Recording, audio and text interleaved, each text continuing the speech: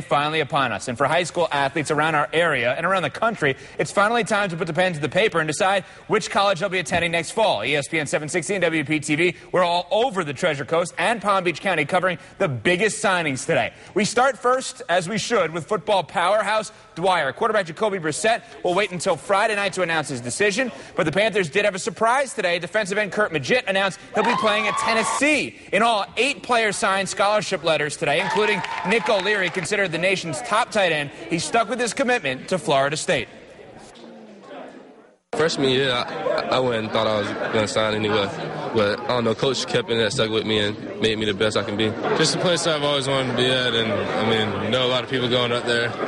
And I feel like this recruiting class is going to bring Florida State back.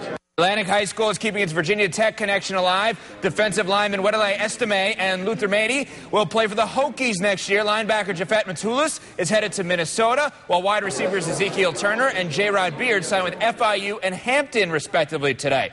To West Boca, the Bulls had 2 football players sign letters of intent. 2010 Groza Awards place kicker finalist Marl Bondi signed with Nebraska, and wide receiver Robert Lockhart will be joining the Atlantic tandem at Virginia Tech. Just east of I-95, the place kicker of the year award winner signed today. Boca High's David McNell signed with Harvard, not bad, and his teammate defensive tackle Sean Ronan signed with Dartmouth. Park Vista had 5 signees for football. Offensive lineman Mike Matulis and Cody Preble will be headed to South Carolina and Wake Forest, respectively. The man they blocked for, running back Trey Mason, sent his letter of intent to Auburn. All 3 of those were known for a while. Tight end Matt Rodriguez signed with Delaware. Offensive lineman Zach Sibrava signed with Charleston Southern. Over at Santa Lucia's High, defensive back Terrence Floyd signed his letter of intent with my alma mater, Wisconsin. His teammates Ben Esteca and Jordan St. Louis will both be heading to Colorado State, Puebla, next year. Wellington High and 1 player signed today. Offensive tackle Brynjard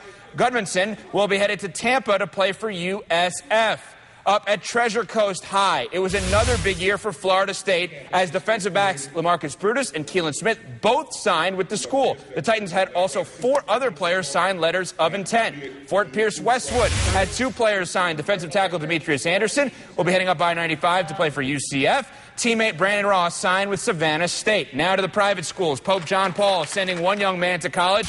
Running back Gore Simmerville is headed to Bryant College in Rhode Island. The first scholarship signee for the first-year head coach and former Dolphin, Autry Denson. American Heritage had 3 players sign letters. Wide receiver Hervé Kobe and Kyle Reynolds signed with Bowling Green and Union College, respectively. Defensive lineman Robbie Nassif will be staying home next year and will join Coach Howard Schnellenberger at FAU. At Jupiter Christian, running back Trey Prendergrass, one of the best players in the area, sent his letter of intent to Eastern Illinois, and wide receiver Josh Talbot sent his to Wagner. Over at St. Andrews, the Scots are sending a pair of players to the next level. Quarterback Cameron Crage will play at Dartmouth, while linebacker Vincent Biasi is headed to Washington University in St. Louis. That's just some of the guys that signed today. And that's just football, by the way.